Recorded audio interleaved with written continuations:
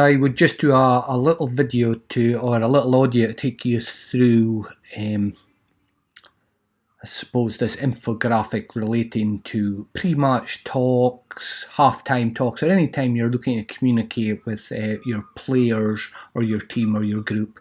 So we're looking at 1, 2, 3, 4, 5, 6 areas. And if we're thinking of these are key kind of conceptual areas that give you a framework and organize in order to organize how you're going to put your points across.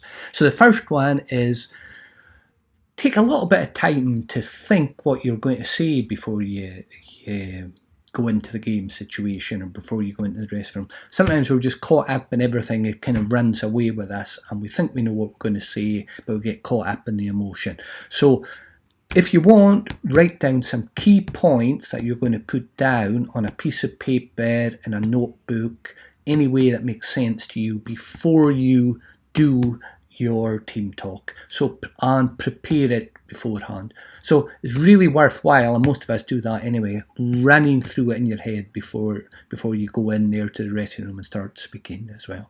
So the second point is set a positive frame. So focus on the positive aspects of what you want the team to do.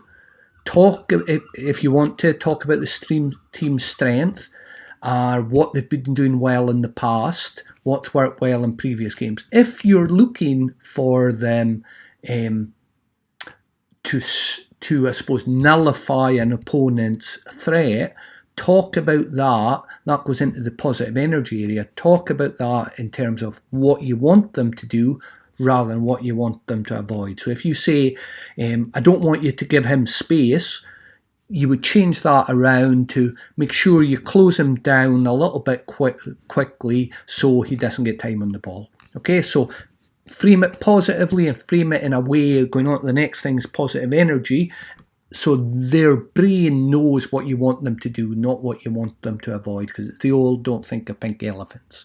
Okay, so that takes us on to individual awareness. So you will know your players well.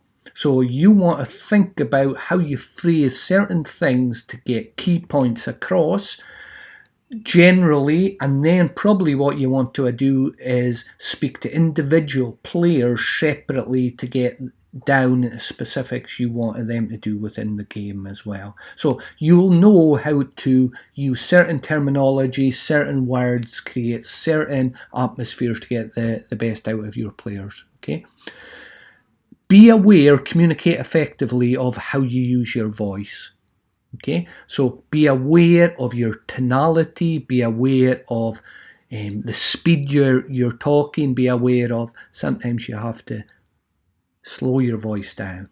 So it gives an emphasis when you start speeding up again as well. Sometimes you'll speed up again to be enthusiastic, get the energy going. Make sure your body language backs up with what you're going to say. So that's all about congruence and alignment as you as a coach. And finally, the key bit is information management.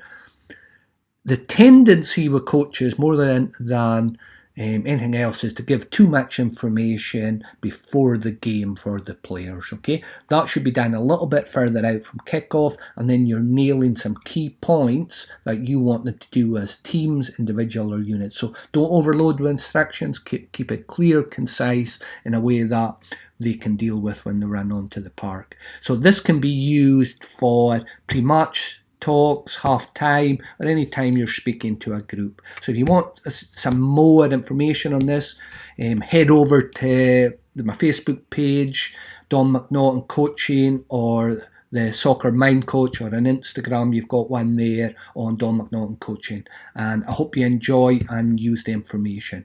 Thank you.